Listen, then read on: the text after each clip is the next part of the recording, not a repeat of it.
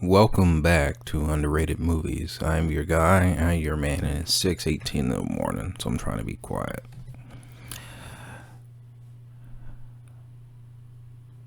This is Alton Henry, forgot my catch line. And today, I'd like to talk to you of another film that I believe is severely underrated. And I guess it could be controversial, but to be upfront, I'm not a political person. So the film I'm going to recommend, and I enjoyed it for what it was. Some of the, biographical aspects of it, and then some of the storytelling, which I heard it got a little criticism for, is Vice. Adam McKay's Vice, the political dark comedy drama centering on Dick Cheney and how he became one of the most powerful VPs of the U.S. It becomes the most parodied in Family Guy, to be honest with you. Like, I remember Seth MacFarlane always making fun of him. Always making fun of him. And it's really, again, the story just chronicling how Dick Cheney came from an average Joe 9 to 5 in the 1960s to his his vice presidency, and I think in 2005, or it goes all the way to 2008, because it shows parts of the Obama presidential win when he swore president. And this is a completely different film from how I've ever seen in any true story based movie. And what I really liked about it is I like how the seriousness doesn't overlap with the comedy. Like, the comedy is kind of there, but it's so serious, and it's the way that it's directed. I think it's tough to kind of pick out certain aspects of it to laugh. There were parts of it that I did laugh. There were some funny moments here, and it really kind of really enjoyed it because they didn't try to over exaggerate. This is the same filmmaker who made The Other Guys, and I think he also directed I don't think he directed Talladega Nights. Actually, maybe he did, Adam Mckay. But I know he directed the first Anchorman. He directed last year's underrated film, another political satire, Don't Look Up, which I will review that shortly, soon, whenever I get a chance to.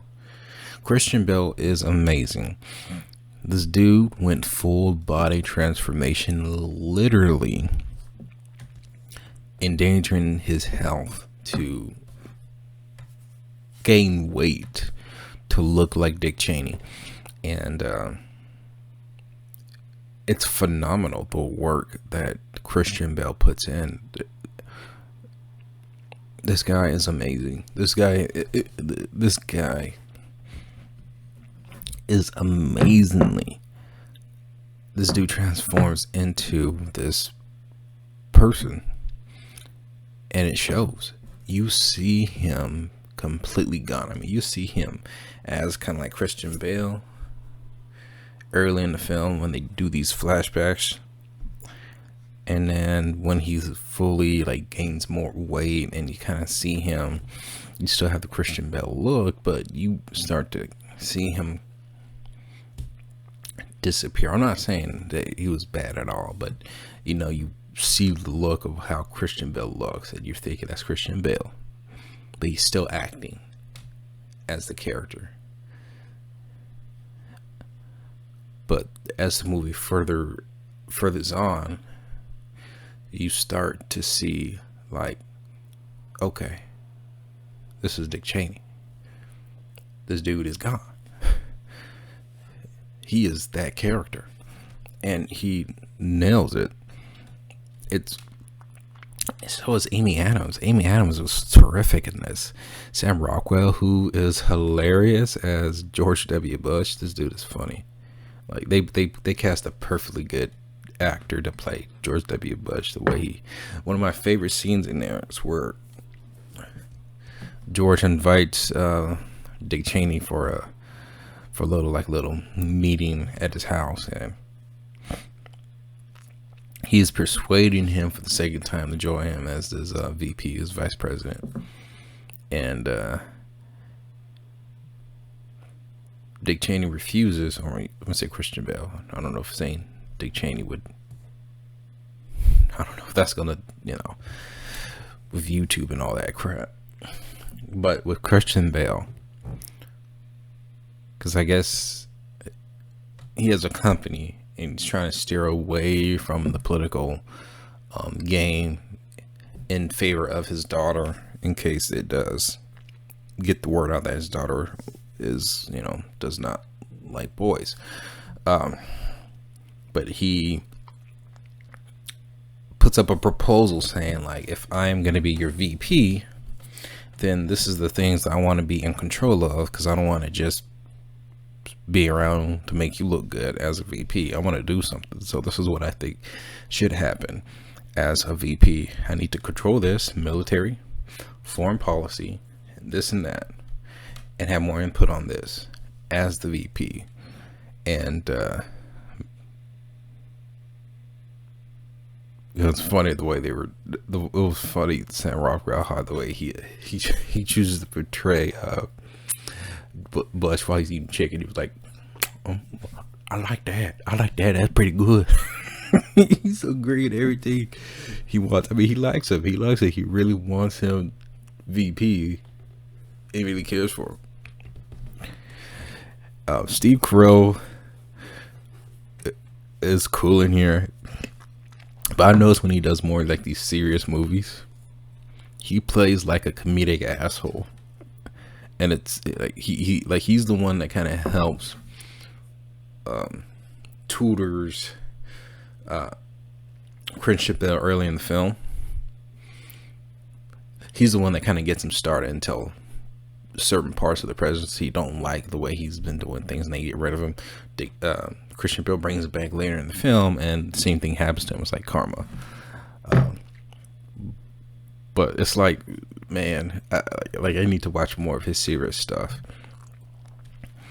Amy Adams deserves. I think she was nominated for Best Actress, Supporting Actress, and also I forgot. Naomi Watts is in this for a little bit. She plays just a news anchor. She doesn't have a big role in here, but whenever something's going on, she's just a news anchor. I heard there was a few other cameos, but they cut out from the movie. But surprisingly, this film is funny. It gets there are some funny moments where I guess you have to see the humor into it, because it does get a little serious to where you don't know if it's funny or not. But I think you have to kind of take in the dark humor of what's happening. I thought it was a little bit funny and it's not funny literally, but it's like, I guess there's health issues that he's dealing with. But the movie is very experimental. It jumps around a lot, and then there's things that happens in there where it makes it a little bit more interesting instead of just having it your standard from beginning to end. Like the film, the narrative jumps around, so it'll go here, then it go here, then it plays through it, then it'll do a little something that's unique. And Jesse Plemons kind of narrates the movie to a certain point until something happens to him involving Dick Cheney, Christian Bale. It is it's interesting. It's like a very fascinating docudrama, which I wish they were to do that with most documentaries, just to make it a little bit more interesting. I like documentaries, but I should watch some more.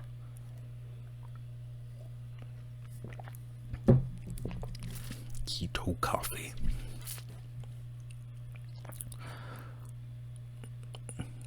I thought this was a good time. Now, again, I'm not like a political person, but I'm sure anybody who's really involved in it might have issues with this film.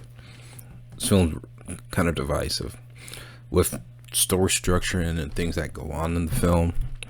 I could see it could not resonate with a lot, but I can tell you this, I thought this film was, I wouldn't necessarily say it's kind of a good time of a movie, but it's also a film where you kind of have to, I guess, take it in for what it is and just learn from it. But the biggest standout for me were the performances and the story structure of how the film kind of just unravels. Vice, I thought, was probably when it came out, like, it's a 2018 film, but I saw it when they tried to expand it, and I think it was in January of 2019. And it's currently available on Tubi and might be also on Netflix at this time. So you might want to check it out if you're looking for a unique comedy. But it's not a lighthearted comedy at all.